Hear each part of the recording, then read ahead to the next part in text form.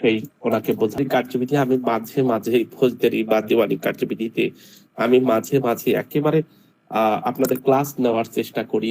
আমার কাছে আজকেও 2টা মেসেজ এসেছে যে ভাইয়া কিন্তু আমাদের সবকিছুর সমাধান হয়। আমরা বলেছিলাম যে ক্রিমিনাল কোড গুলোর কথা, যে একটা কোড বাংলাদেশে বিভিন্ন প্রকার কোর্টে যদি যান, আপনার কোর্টের বারান্দায় যখন যাবেন 20টা 30টা 40টা পর্যন্ত কোর্ট রয়েছে। এখন কোন কোর্টে কখন কিভাবে যাবেন, কোনটা সিভিল মামলা কোনটা ক্রিমিনাল মামলা, কার কোথায় যে ফাইলিং করবেন, একেবারে ধুলোবাদি কোন দিকা। তো আপনাকে এই সিনিয়রের কাছে যে যেন আবার বিপ্রতিতে পড়তে না হয় যে এই ছেলে তো কিছুই পড়ে নাই, এ কি অবস্থা, কোথায় আসলো। আমরা দেখেন, আমরা একেবারে সেইভাবে বলার চেষ্টা করছি যে আমাদের ক্রিমিনাল মামলাগুলো 2টা স্টেজে হয়, একটা হচ্ছে থানাতে হয় আর একটা হচ্ছে কোর্টেতে হয়। এখন কোর্টেতে কোনগুলো হয়, থানাতে কোনগুলো হয়, সেকশন ওয়াইজ আমরা কথা বলেছি। আপনাদের হয়তো মনে আছে যে কথাগুলো, বেসিক কথাগুলো আমি বলার চেষ্টা করার জন্য আজকে যেহেতু সুযোগ পাইলে আমি দেখলাম যে 10-15 মিনিট তো আমরা কাজে লাগাতেই পারি।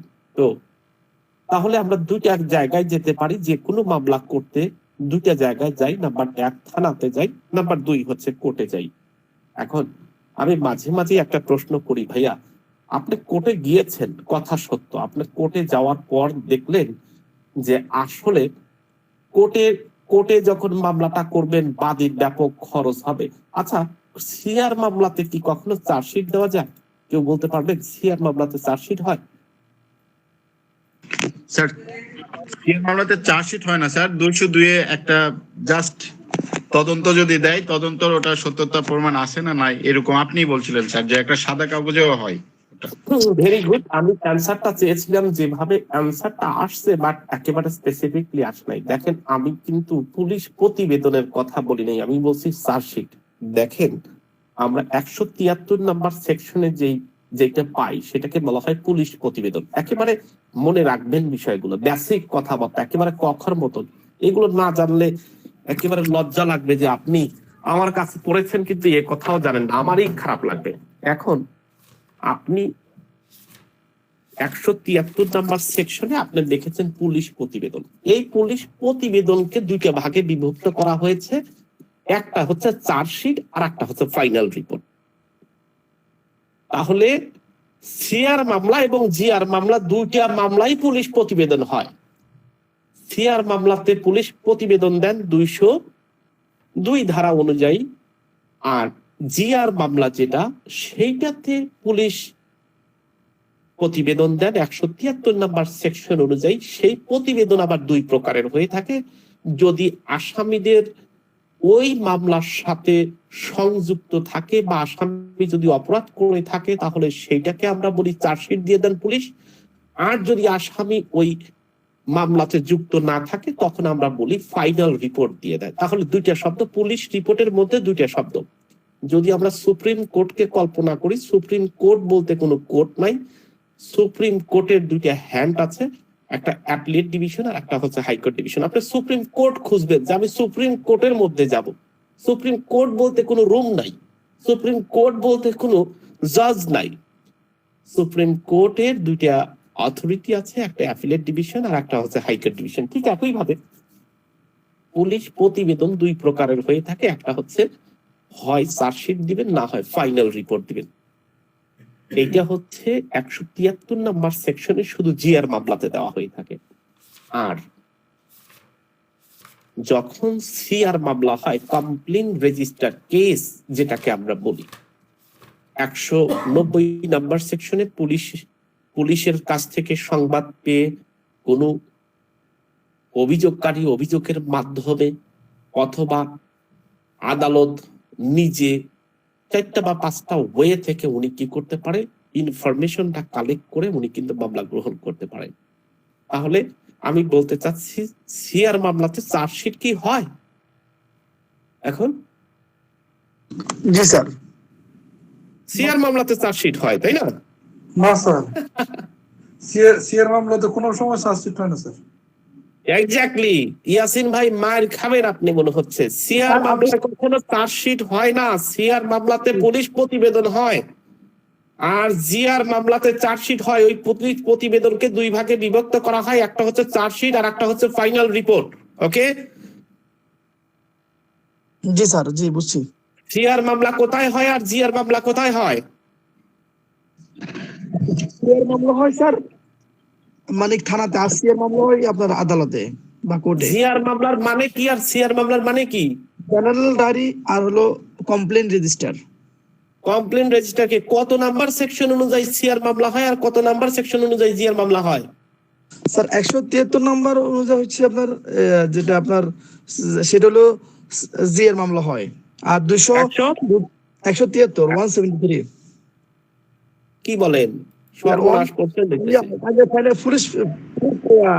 পুলিশ অফিসারের রিপোর্ট যেটা এটা 173। স্যার 154 নম্বর অনুযায়ী স্যার জি, 154 নম্বর সেকশন অনুযায়ী জিআর মামলা হয়, আর জিআর মামলা হয়, আর 190 ধারা অনুযায়ী স্যার সিআর মামলা হয়। এত তাড়াতাড়ি বেসিক ভুলে গেলে হবে? কোর্টে গিয়েছেন মামলা করতে, কোর্ট সিআর মামলা না নিয়ে জিআর মামলা করার নির্দেশ দিতে পারে কত নম্বর সেকশন অনুযায়ী? আমার কথা বুঝতে পেরেছেন? কোর্টে গেছেন, এটা এফআইআর ঠিক স্যার। হ্যাঁ আপনি, হ্যাঁ সেটা কত নম্বর সেকশনে আছে? 156(3) স্যার। ইয়েস, 156(3). আপনি কি করে করতে গেছেন? আপনি থানাতে গেছেন, থানাতে ঘুষ খেয়ে বসে আছে, আপনার মামলা নিবে না, আপনি কোর্টে গেছেন, কোর্টে যে কোর্টের কাছে বললেন যে স্যার আমি সিআর মামলা করতে জিআর মামলা করতে গেছিলাম, কোর্ট নেয় নাই, আমি সিআর মামলা আপনার কাছে ফাইল করব। কোর্ট নিজে মামলা সিআর হিসেবে গ্রহণ না করে সরাসরি পুলিশ অফিসারকে তদন্ত করে রিপোর্ট সহ এফআইআর গ্রহণ করার জন্য নির্দেশ দিতে পারে। কত নাম্বার সেকশন? 156(3).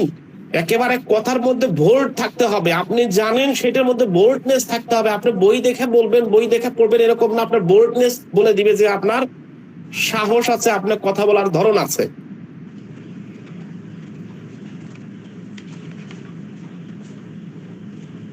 ইউডি কেস সম্পর্কে জি বলেন ভাই। এই ক্ষেত্রে যখন এফআইআর হিসেবে নির্দেশ দিল, তখন তো হিয়ারিং করার সময় তখন ওই নালিশি দরখাস্তটা তখন তো চার্জশিট আকারে বলে হিয়ারিং করতে হবে বা এজাহার হিসেবে বলতে হবে। তো তখন চার্জশিট, এখানে আবার চার্জশিট কেন আসলো? না, ওই যে যেটা নালিশি যে দরখাস্তটা যেটা সিআর হিসেবে, ওটা কখনোই চার্জশিট হয় না, ওটা তো না ভাই আমি যেটা বলতেছি ওটা যেহেতু নালিশ আকারে করলাম, ওটা যখন এফআইআর হিসেবে নির্দেশ দিল তখন তো এজাহার হবে নাকি ভাই? এক্স্যাক্টলি, আপনি বলতেছেন চার্জশিট, এইবার সুন্দর কথা আসছে। চার্জশিট একটা জিনিস আর এজাহার একটা জিনিস, খুব সুন্দর কথা বলছেন। তখন কোর্ট ওই সিআর মামলাটাকেই, সিআর যে কমপ্লেন রেজিস্টার কেস করা হয়েছে, তখন ওই এজাহারটাকেই ওই সিআর মামলাটাকে এজাহার হিসেবে গ্রহণ করে থানাকে এফআইআর করতে বলে। বারবার একটা কোর্ট বলতেছিল, দেখবেন ইউটিউবে ঘোরাঘুরি হয়, এই ইন্ডিয়ান একটা কোর্ট বলতেছিল যে এফআইআর কে করে বলেন তো? উকিল বলতে পারতেছে না, তোমো করে। এফআইআর কে করে বলেন, আপনারা বলেন। থানার ভারপ্রাপ্ত কর্মকর্তা যে। ইয়েস, থানার ভারপ্রাপ্ত কর্মকর্তা। এফআইআর করে থানার ভারপ্রাপ্ত কর্মকর্তা নাকি ইনফরমেন্ট? না স্যার, ইনফরমেন্ট তো শুধু ইনফরমেশন গুলো দিবে, বাদ বাকি কাজ তো। জি, ইনফরমেন্ট শুধু অভিযোগ দায়ের করবে। এখানে কিন্তু দুইটা কাগজ, এক হচ্ছে এফআইআর ফার্স্ট ইনফরমেশন রিপোর্ট, আর একটা হচ্ছে অভিযোগ। দুইটা কিন্তু দুই জিনিস। এখন আপনাকে প্রশ্ন করা হলো এফআইআর করে কে? আমি সাধারণ মানুষ যা এফআইআর করতে পারবো? এটা একটা ফর্ম ভাইয়া, ডিপি ফর্ম 27, ওটা একটা এফআইআর ফর্ম। আপনি যে অভিযোগ করেছেন সেই অভিযোগের ভিত্তি করে একটা ফর্ম পূরণ করা হয়, গভর্নমেন্টের একটা ফর্ম আছে, সেই ফর্মটা পূরণ করা হয়, এটাকে বলা হয় এফআইআর ফার্স্ট ইনফরমেশন রিপোর্ট। তো আমরা জানি ফার্স্ট ইনফরমেশন রিপোর্ট কে তৈরি করলো, ঠিক আছে, পুলিশ তৈরি করলো। এখন আমরা এটাই জানি না যে ফার্স্ট ইনফরমেশন রিপোর্ট কিভাবে হলো। ইউডি কেস কি? Unnatural death sir. Unnatural death case কার কাছে পুলিশ প্রতিবেদন দেন জানেন? স্যার ম্যাজিস্ট্রেটের নিকট স্যার। আনন্যাচারাল ডেথের কেসটা কোথায় যায়? স্যার প্রাথমিক অবস্থায় তো নির্বাহী ম্যাজিস্ট্রেট গণ এগুলো দেখে। প্রাথমিক পর্যায়ে নির্বাহী ম্যাজিস্ট্রেট না, জেলা প্রশাসকের কাছে যায়, জেলা ম্যাজিস্ট্রেটের কাছে যায়। হ্যাঁ, কথা সত্য যে ওইটা কি নির্বাহী ম্যাজিস্ট্রেট বলা হয়। তাহলে ইডি কেস ফাইল কোথায় হয়? যদি এই মামলাতে কোনো ক্লু না থাকে, যদি এই মামলাতে প্রমাণ না হয় যে অন্য কোনো ভাবে হত্যা করা হয়েছে, এখানে খুন হয়েছে, তাহলে এই মামলাটা সরাসরি ইউডি কেস হিসেবে কার কাছে যায়? এটা কিন্তু জেলা ম্যাজিস্ট্রেটের কাছে যায়। আমাদের এই সমস্ত জায়গায় দুর্বলতা আছে। চার্জ কি কে বলতে পারবেন? চার্জ কেন হয়? চার্জশিট আর চার্জ কি একই জিনিস? চার্জশিট কি আর চার্জ কি? স্যার চার্জশিট হচ্ছে অভিযোগ পত্র, এক্স্যাক্টলি। আর চার্জ আর চার্জ হচ্ছে কোনো ভিকটিম ভিকটিম না, অপরাধীর বিরুদ্ধে মানে কোন ধারায় অভিযোগ পত্রটা দায়ের করা হলো সেটা কি স্যার? এক্স্যাক্টলি। আপনি কাছাকাছি কিন্তু সঠিকভাবে বলতে পারছেন না, কিন্তু কথা আপনি বুঝতে পারছেন, এটা আমি বুঝতে পারছি যে আপনি কথা বুঝতে পারছেন। তাহলে চার্জ কি আর চার্জ শিটটা কি? দুইটা একেবারে কথা কাছাকাছি না, একটা হচ্ছে চার্জ আর একটা চার্জ শিট। জি ভাই, চার্জ গঠন করা হচ্ছে আদালত, আর চার্জশিটটা দায়িত্ব হলো থানার ওই Yes. আইএস যার উপরে দায়িত্ব থাকে। এক্স্যাক্টলি। আরো সুন্দরভাবে প্রশ্ন আসতেছে। আর কেউ এই বেসিক কথাবার্তা জানেন আপনারা?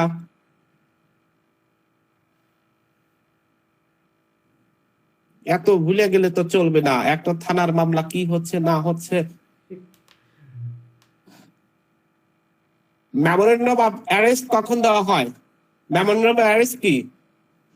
স্যার ওই যে নতুন যে ইনক্লুড হলেন স্যার 46 এ তে 46 যখন হচ্ছে যে অ্যারেস্ট করবে তখন নতুন ভাবে ইনক্লুড করছে যে মেমোরেন্ডাম অ্যারেস্ট তৈরি করতে হবে। ওকে, মেমোরেন্ডাম অফ অ্যারেস্টে কয়জনের স্বাক্ষর থাকে জানেন? এখানে স্যার মেমোরেন্ডাম হচ্ছে যে ওই একজনের স্যার, যদি মানে যে বাসা থেকে ধরবে সে বাসার কোনো ব্যক্তি অথবা কোনো গ্রামের সম্মানিত কোনো ব্যক্তি স্বাক্ষর থাকবে এবং ভেরি গুড, ওই আসামিরও স্বাক্ষর থাকবে স্যার, যদি সে ডিনাই না করে। Very good. প্রতি স্বাক্ষর শব্দটাকে বলা হয় প্রতি স্বাক্ষর বা আঙ্গুলের ছাপ। স্বাক্ষর না, প্রতি স্বাক্ষর। ওকে, জি স্যার, প্রতি স্বাক্ষর কাউন্টার সাইন। হ্যাঁ, কাউন্টার সাইন। তাহলে আমরা যা পড়বো যা বুঝবো এক্স্যাক্টলি বুঝবো। বা সিভিল মামলা, ক্রিমিনাল মামলা সম্পর্কে একেবারে কোন কোর্টে কিভাবে হচ্ছে আমরা জানি। দেখেন, আমাদের অ্যামেন্ডমেন্ট হয়েছে, আমরা জানি যে প্রথম শ্রেণীর ম্যাজিস্ট্রেট সাহেব উনি 5 লক্ষ টাকা জরিমানা, যেই সমস্ত মামলা 5 লক্ষ টাকা জরিমানা করা যায় এবং 5 বছর কারাদণ্ড দেওয়া যায়, সেই সমস্ত মামলা, এই মামলাগুলো আপনি কোথায় পাবেন? দণ্ডবিধিতে যেই সমস্ত মামলার 5 বছর পর্যন্ত কারাদণ্ড এবং 5 লাখ টাকা পর্যন্ত জরিমানা, সেই সমস্ত মামলাতে প্রথম শ্রেণীর ম্যাজিস্ট্রেট বিচার করবেন। এবং যাদের 3 বছর পর্যন্ত কারাদণ্ড, 5 আর 3 লক্ষ টাকা পর্যন্ত জরিমানা, সেই সমস্ত মামলা দ্বিতীয় শ্রেণীর ম্যাজিস্ট্রেট করবেন। এবং যারা তৃতীয় শ্রেণীর ম্যাজিস্ট্রেট, তারা 2 বছর পর্যন্ত কারাদণ্ড এবং 2 লক্ষ টাকা পর্যন্ত জরিমানা, যেটা 32 নাম্বার সেকশনে আমাদের অ্যামেন্ডমেন্ট হয়েছে। এই 32 নাম্বার সেকশন থেকে আমাদের এবার প্রশ্ন হবে। সো আমাদের মামলা কোথায় করতে হবে আমরা বলেছি। আমরা একটু ডিটেলসে কথা বলি, খুব মনোযোগ দিয়ে শুনবেন এবং প্রয়োজনে রেকর্ড হোক, খাতায় লেখা হোক, যেভাবে হোক আপনারা সেটা মনে রাখার চেষ্টা করবেন। আমরা যখন একটা অপরাধ থানাতে একটা এলাকায় ঘটে, তখন আমরা চিন্তা করি এই মামলাটাকে আমরা 2টা ভাবে রুজু করতে পারবো। নাম্বার 1, আমরা হয় কোর্টে যাব, না হলে থানাতে যাব। যখন কোনো মামলা কগনিজেবল অফেন্স হবে, অ্যাকর্ডিং টু শিডিউল 2 কলাম 8 অনুযায়ী যেই সমস্ত মামলা কগনিজেন্সে নেওয়া যায়, আরো সহজ ভাবে যদি বলি, যেই সমস্ত মামলাটা একটু গ্রেভিয়াস টাইপের হতে পারে, সেটা খুন, রাহাজানি, ধর্ষণ, অর্থাৎ একটু আপার লেভেলের, দ্যাট মিনস 2 ইয়ার্স এর অ্যাবভ যেই সমস্ত সাজার মামলা, সেই সমস্ত সাজাকে আমরা বিভিন্ন জায়গায় কেস রেফারেন্সে পেয়েছি, সেই সমস্ত মামলাগুলোকে কগনিজেবল অফেন্স বলা হয়। এই কগনিজেবল অফেন্স যখন ঘটে, তখন পুলিশ মামলাটা গ্রহণ করে থাকে। এই মামলাটা গ্রহণ করার পদ্ধতি হচ্ছে দুইটা। আপনার থানাতে যাবেন, লিখেও নিয়ে যেতে পারেন, না লিখেও নিয়ে যেতে পারেন।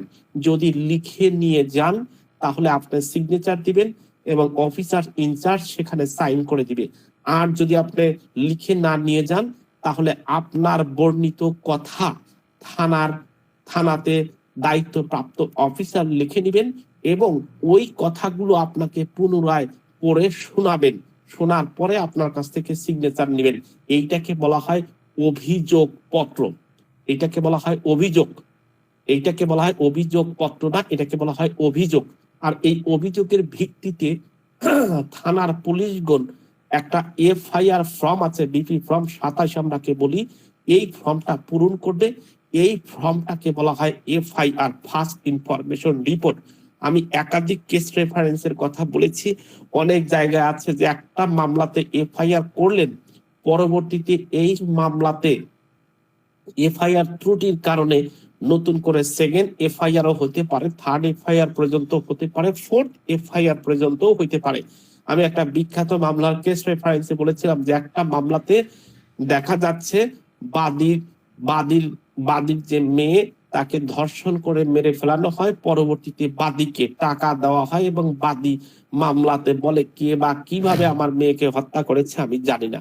অর্থাৎ এফআইআর এর দুর্বলতার কারণে যখন পুলিশ ওই মামলাটাকে তদন্ত করতে গেল, তদন্ত করতে যে দেখে যে ওই মেয়েটার গায়ে বিভিন্ন রকম আঁচড় বা বিভিন্ন প্রকার দাগ রয়েছে, তখন তদন্ত করে পুলিশ বাদী হয়ে নিজে আবার সেকেন্ড এফআইআর অর্থাৎ প্রথমে অভিযোগ দায়ের করলো, এই অভিযোগের মাধ্যমে এফআইআর করে সেকেন্ড এফআইআর হলো এবং আসামিদেরকে গিলটি হিসেবে চিহ্নিত হলো। সুতরাং একটা মামলাতে ফার্স্ট এফআইআর এর পরে সেকেন্ড এফআইআর হতে পারে, ইভেন দো থার্ড এফআইআর হতে পারে। সো আমরা থানাতে গেলে আমাদের কন্ডিশন হচ্ছে আমরা মামলাটার ধরনটা দেখব, এই মামলাটা কোন ধরনের, অর্থাৎ সেটা আমলযোগ্য অপরাধ নাকি আমল অযোগ্য অপরাধ। যদি আমল অযোগ্য অপরাধ হয় তাহলে আপনি থানাতে না যে সরাসরি কোর্টে যাবেন। এরকমও হইতে পারে আমল অযোগ্য মামলাটাও আপনি থানাতে যেতে পারেন। আমল অযোগ্য মামলাতে থানাতে গেলে ওনারা সরাসরি এফআইআর হিসেবে না নিয়ে এটাকে জিডি হিসেবে রাখে, পরবর্তীতে এই জিডিটার কপি কোর্টে পাঠিয়ে দেয়।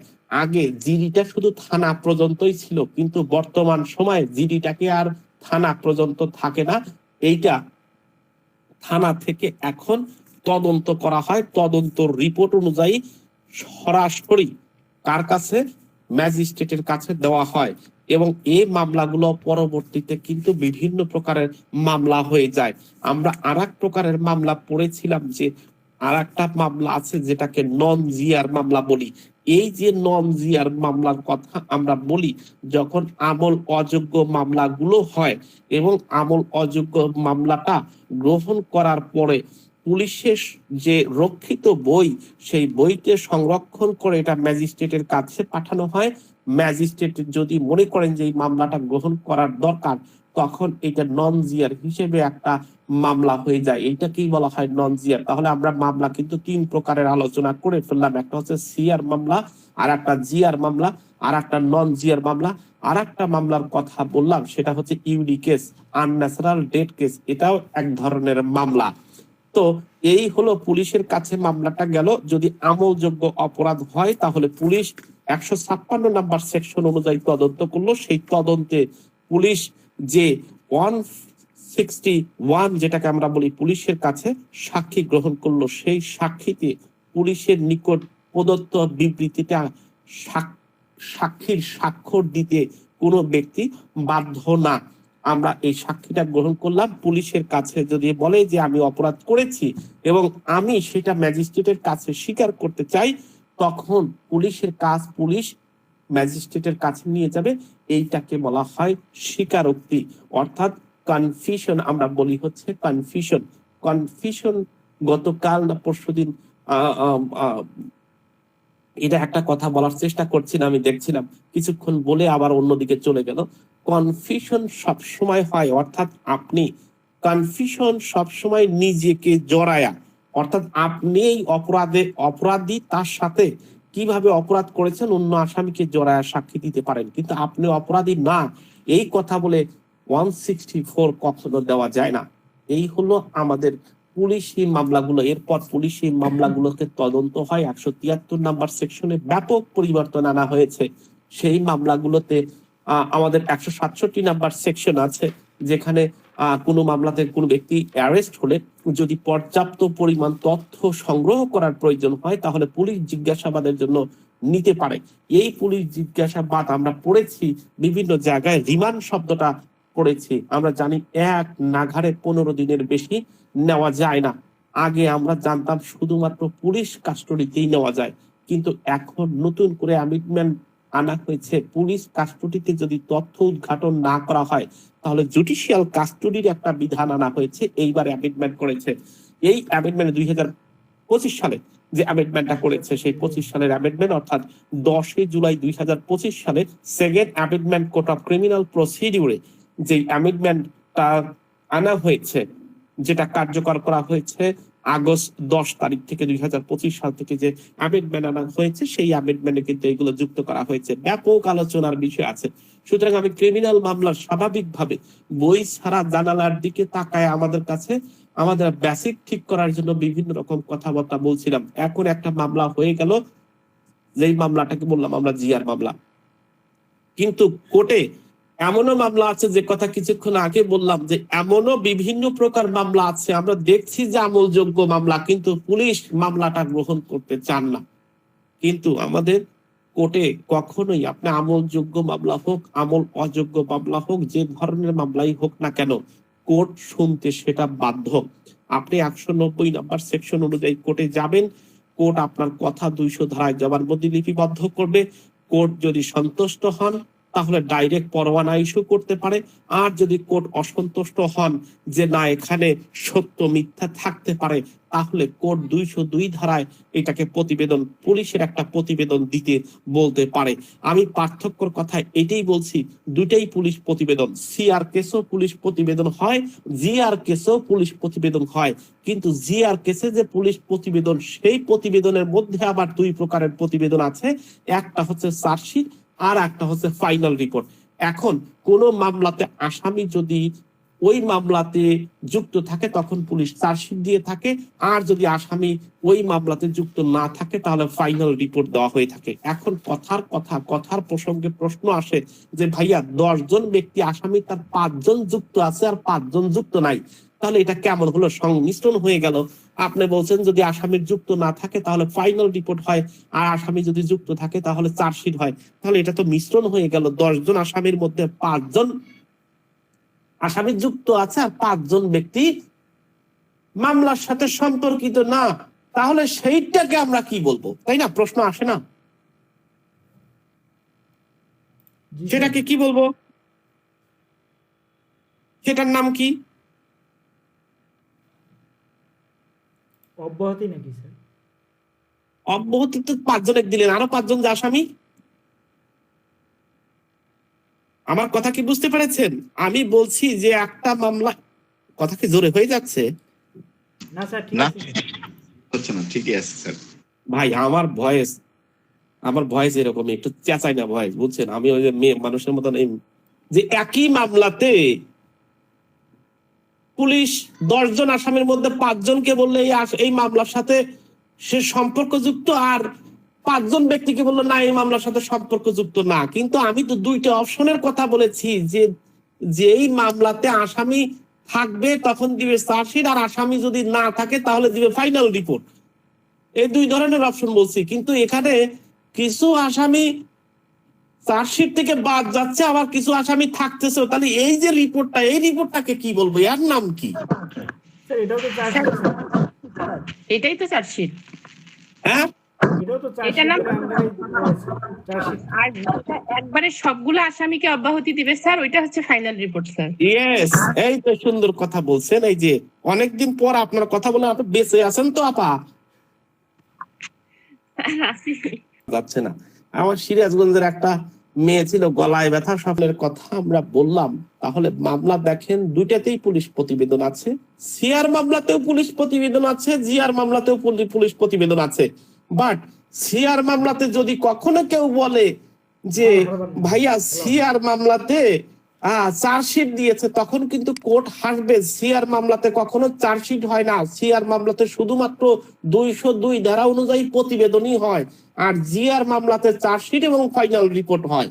ওকে, এইটা কথা বলতে যে আমরা এত কথা, এখন আমরা যে কথাটা বলছিলাম যে দেখেন একটা মামলাতে কি হলো, আপনাকে আমি বলছি যে একটা মামলাতে কোনো আসামিরা যদি যুক্ত না থাকে তাহলে তাদেরকে দেওয়া হয় ফাইনাল রিপোর্ট, আর যখন আসামিরা যুক্ত থাকে তখন দেওয়া হয় চার্জশিট। একটা পুলিশ প্রতিবেদনকে 2 ভাগে বিভক্ত করা যায়, এইটা আমরা বলছিলাম। এখন পুলিশ প্রতিবেদনকে যে এই যে 2 ভাগে বিভক্ত করা যায়, আমি আর একটা কথা বললাম যে 10 জন আসামির মধ্যে 5 জন আসামিকে খালাস দেওয়া হয়েছে, যে পুলিশ থেকে বাদ দেওয়া হয়েছে, যে তারা আসলে এই মামলা থেকে অপরাধ করে নাই, আর 5 জনকে রাখা হয়েছে। তাহলে এইটাকে আমরা কি বলবো? এটার কি কোনো ভিন্ন নাম আছে? আপনারা সবাই সুন্দরভাবে অ্যান্সার করলেন যে না ভাইয়া, এটার নামও চার্জশিট। ইয়েস, এটার নামও চার্জশিট, এটার আলাদা করে নাম নাই, করিম সলিম রহিম নামক কোনো নাম নাই, এটার নামও চার্জশিট। তবে এই জায়গাতে যে চার্জশিট এবং ফাইনাল রিপোর্টের যে পার্থক্য আছে, সেই ফাইনাল রিপোর্ট এবং চার্জশিটের পার্থক্যের মধ্যে একটা বিষয় যুক্ত করে দেয়, সেটা হচ্ছে not sent up in CS আর সেন্ট আপ ইন সিএস, 2টা কলামে বিভক্ত করে যায়। কাদেরকে বাদ দেওয়া হয়েছে, কাদেরকে যুক্ত করা হয়েছে, আলাদা আলাদা ভাবে একটা সুন্দরভাবে কলাম করাই দেওয়া হয়, যেটাকে বলা হয় not sent up in CS আর not sent up in CS, আর একটাতে বলা sent up in CS. That's why, ঠিক আছে, এটাকে আমরা চার্জশিট বলেই অভিহিত করি। আমরা যে কথা বলছিলাম যে দেখেন 167 নাম্বার সেকশন, আমরা বলেছিলাম যে পুলিশের কাছে এক নাগারে 15 দিন পর্যন্ত আগে কিন্তু পুলিশ কি করতে পারতো, জিজ্ঞাসাবাদ করতে পারতো। এই জায়গায় পুলিশ জিজ্ঞাসাবাদ করতে পারে, পুলিশের হেফাজতে জিজ্ঞাসাবাদ করা হতে পারে, পুলিশ কাস্টডিতে বলা হয়, কিন্তু এই জায়গায় কিন্তু রিমান্ড শব্দটা বলা হয় না। রিমান্ড শব্দ একটা জায়গায় আছে 300 কততে, 344 exactly। এখনো বার কাউন্সিলের পেনাল কোড 2 বার 3 বার, এই সিআরপিসি 2 বার 3 বার, এভিডেন্স অ্যাক্ট 2 বার 3 বার পড়ায়া যদি উত্তর না দিতে পারেন, তাহলে অন্য টিচাররা যখন ক্লাস নেয় তখন তো ইজ্জত আমার লুট গায়া হয়ে যায়, যে এতদিন বলা তাহলে ইনি কি পড়াইছে, যে কোনোটাকে কাজে লাগিয়ে আমাদের বেসিক কিছু বিষয়, অর্থাৎ সিআরপিসির বেসিক যে বিষয়গুলো, এবিসিডির যে বিষয়গুলো, সেগুলো আমরা একটু কাজে লাগানোর চেষ্টা করছি, যে কোন জায়গায় আমরা কোন শব্দটাকে ব্যবহার করব।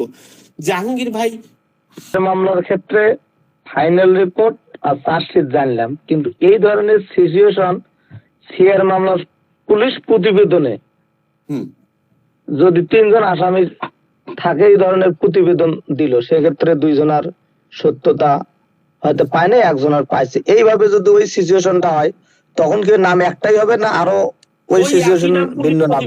ওইটার ক্ষেত্রে সিআর মামলার ক্ষেত্রে 202 ধারায় ওটাকে শুধুমাত্র পুলিশ প্রতিবেদনই বলে, কারণ ওটার আর কোনো ভিন্ন নাম দেয় নাই, আইন দেয় নাই। তাহলে আমরা ওই হিয়ারিং এতেই বলবো যে পুলিশ প্রতিবেদন 2 জনের নাম এখানে। আপনার হিয়ারিং করার তো সুযোগ নাই ওস্তাদ, আপনি হলো আসামি, আপনাকে কি আসামি এখনো করছে? কোর্টের সন্দেহ হয়েছে যে এই ব্যক্তি আসামি হইতে পারে কিনা, অভিযোগ করা হয়েছে, পুলিশ প্রতিবেদন দিবে, আপনি আসামি হিসেবে কোর্টে কিভাবে উপস্থিত হবেন? আপনি কি এখনো আসামি? হ্যাঁ, প্রতিবেদন যাওয়ার পরে ওই অনুপাতে কোর্ট আমল নিয়ে ওই যাদের বিরুদ্ধে সত্যতা নাই, বাকি যার আছে তার বিরুদ্ধে সমন বা ওয়ারেন্ট দিবে। জি জি জি, সুযোগই নাই, আপনি অতক্ষণ পর্যন্ত কিন্তু আসামি না। আমার কথা বুঝতে পেরেছেন? আচ্ছা, কি জি বলছি, ভাই, জি জি, ধন্যবাদ। কেউ একজন বলেন তো, ইয়াসিন ভাই আমার ভালো একটা লোক, উনি নামাজ কালাম পড়ে, ওনার কথার মধ্যে আমি বুঝতে পারি। ইয়াসিন ভাই বলেন। জি স্যার, কোন বিষয় বলতাম স্যার? আপনি বলেন যে পুলিশ প্রতিবেদন দিল, পুলিশ প্রতিবেদন দেওয়ার পরে বলল যে এই আসামি সিআর মামলাতে এই আসামি আসলে যুক্ত আছে বা যুক্ত নাই, সেটাকে আমরা চার্জশিটও বলতেছি না, ফাইনাল রিপোর্টও বলছি না। তাহলে এই জায়গায় আমি একটা কথা বললাম যে এই জায়গায় আসামি তো উপস্থিত হওয়ার সুযোগই নাই, কি বললাম, এটা কি বুঝলেন সেটা বলেন। কিছুই বোঝেন নাই? আচ্ছা, স্যার মামলাটা তো আমলেই নেয়নি, তাহলে আসামি হবে এক্স্যাক্টলি, কি? হ্যাঁ এই তো, মামলা আমলে না, সমন যাবে, যার নামে সমন যাবে হচ্ছে স্যার ওয়ারেন্ট, যদি ওয়ারেন্ট দেওয়ার মতো হয় তাহলে হচ্ছে স্যার ওয়ারেন্ট দিয়ে দিবে, আর যদি সমন দিলেই হবে তাহলে বিচারক সমন দিবে। ওই ভেরি তখন গুড। স্বামী হচ্ছে শ্রেণীভুক্ত হবে, তারপরে স্যার হচ্ছে তারা সারেন্ডার করে জামিনের জন্য আবেদন করবে। এই যে কথা কিন্তু স্যার চলে ইয়াসিন ভাই আসছে। তো এই কেসে পড়ছে স্যার। জি এই স্যার, যে আজকে তারপরেও আজকে তো আমি বলতে পারলো না কেসে। ঈদে গেছে, তারপরে স্যার এই সিআর কেসে পড়ে গেছে। বলতে পারলো না। হ্যাঁ, স্যার আমি প্রশ্নটা পুরোপুরি বুঝি নাই, এখন বুঝছি আর কি স্যার। Thank you sir. শোনেন, 190 নাম্বার সেকশনে যখন ম্যাজিস্ট্রেটের কাছে কোনো ব্যক্তি সিআর মামলা নিয়ে যায়, কমপ্লেন রেজিস্টার কেস নিয়ে যায়, তখন কোর্ট যদি মনে করে যে আসলে এই ব্যক্তি আসলেই অপরাধ করেছে, তখন কিন্তু এই 202 ধারায় যে পরোয়ানা স্থগিতের বিষয় আছে, পরোয়ানা কিন্তু তখন স্থগিত করে না। তখন 204 নাম্বার সেকশন অনুযায়ী সরাসরি উনি হয়, যদি মামলাটার খুব মানে একেবারে শক্তিশালী মামলা হয়, তখন সরাসরি উনি ডাব্লিউ ইস্যু করে দেয়, অর্থাৎ ওয়ারেন্ট ইস্যু করে দেয়। আর যদি দেখে যে না, মামলাটা একেবারে দুর্বল প্রকৃতি, তখন আসামিকে সুযোগ দেয়, ওয়ারেন্ট না দিয়ে সমন দেয় যে আপনি কোর্টে আসেন, আপনার বিরুদ্ধে একটা অভিযোগ দায়ের করা হয়েছে। এটা হচ্ছে সিআর মামলার ধরন। এখন যেই মামলাতে 190 ধারায় যে কোনো, সেটা আমলযোগ্য অপরাধ হোক আর আমল অযোগ্য অপরাধ হোক, কোর্টের কাছে গেলেন, কোর্ট শুনলো, শোনার পরে ওনার কাছে সন্দেহ সৃষ্টি হলো যে আসলে মামলাটা তো আসলে এই অপরাধটা ঘটে গেছে কিনা, উনি এই জন্য কি করতে পারে, পুলিশের কাছে তদন্তে পাঠাইতে পারে। নট অনলি পুলিশ, সিআইডি কে দিতে পারে, পিবিআই কে দিতে পারে, অন্যান্য ল এনফোর্সমেন্ট এজেন্সি কে দিতে পারে, যে আসলে ঘটনা ঘটেছে কিনা, আপনি প্রতিবেদন তদন্ত করে আমাকে প্রতিবেদন দেন। এই পর্যায়ে মামলা যাদেরকে আসামি করা হয়েছে, পুলিশ তদন্ত করতেছে, এই পর্যায়ে কিন্তু আপনি আসামি না। এই পর্যায়ে কিন্তু আপনি কোর্টে অ্যাপিয়ারও হইতে পারবে না, কারণ আপনাকে তো সমনও করতে দেয় নাই। মামলা তদন্ত করা হচ্ছে যে আসলে আপনি অপরাধী কিনা। আমার কথা বুঝতে পেরেছেন? যখন দেখবেন যে কথা জাহাঙ্গীর ভাই বলল যে 4 জনের বিরুদ্ধে অভিযোগ করা হয়েছে, 2 জনের বিরুদ্ধে অপরাধ যে করেছে সেটার অস্তিত্ব পাওয়া গেছে, আর 2 জনের বিরুদ্ধে পাওয়া যায় নাই। যখন এই পুলিশ প্রতিবেদন দেয়, তখন যদি যাদের বিরুদ্ধে এই মামলার অস্তিত্ব পাওয়া গেছে, কোর্ট তখন তাদেরকে সমন ইস্যু করে।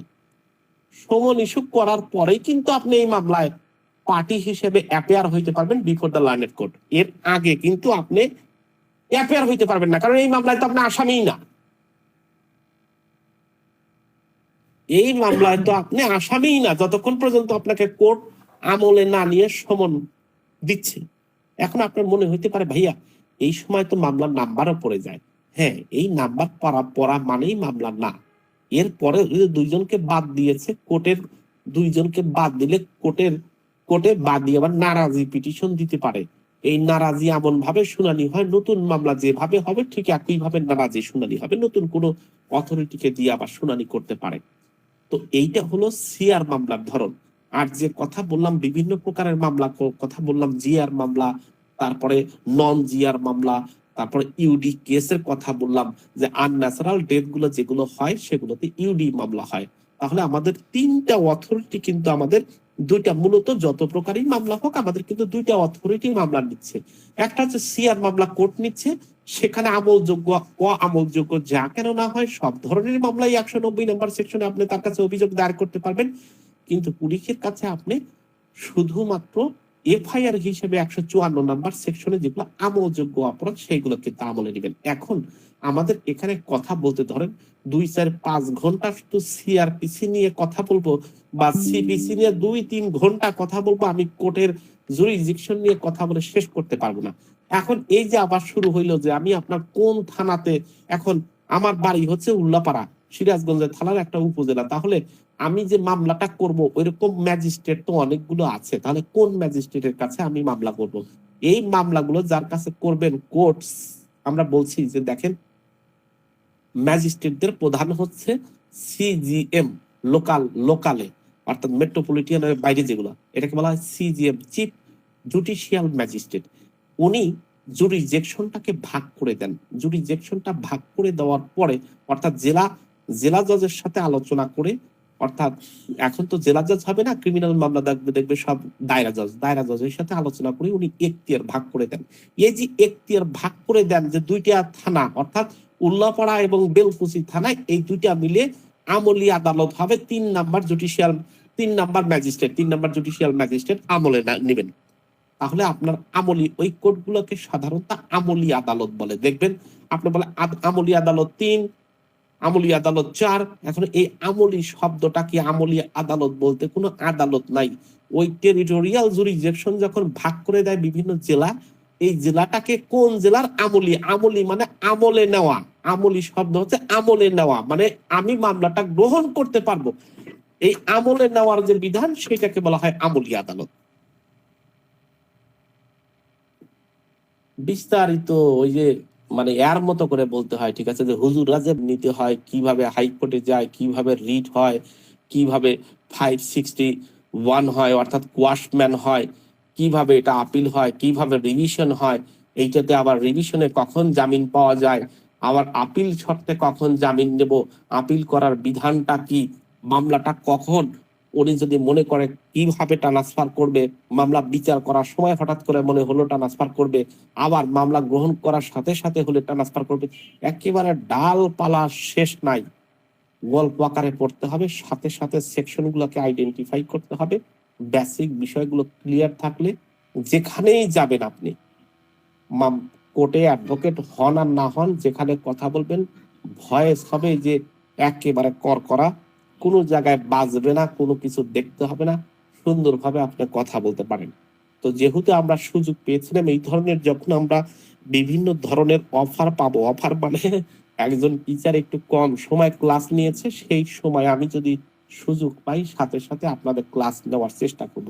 সিপিসি এবং সিআরপিসি ইভিডিয়েন্স দ্বন্দ্ববিধি এমন ভাবে আমার আত্মস্থ হয়ে গেছে, অনেকগুলো সেকশনের কথা সংক্ষেপে আমরা আলোচনা করার চেষ্টা করলাম, যে বেসিকটাকে আপনাকে মাঝে ঠিক আছে। আমি যে এই যে আজকে জাহাঙ্গীর ভাই আমার সাথে শেয়ার করেছে, আমি যে স্বপ্নটা দেখি সেই স্বপ্নটা অন্যরা দেখা শুরু করেছে। দেখেন আজকে মিনি ল স্কুল একটা পোস্ট দিয়েছে, জাহাঙ্গীর ভাই আমাকে শেয়ার করছে ওইটা, যে ভাইয়া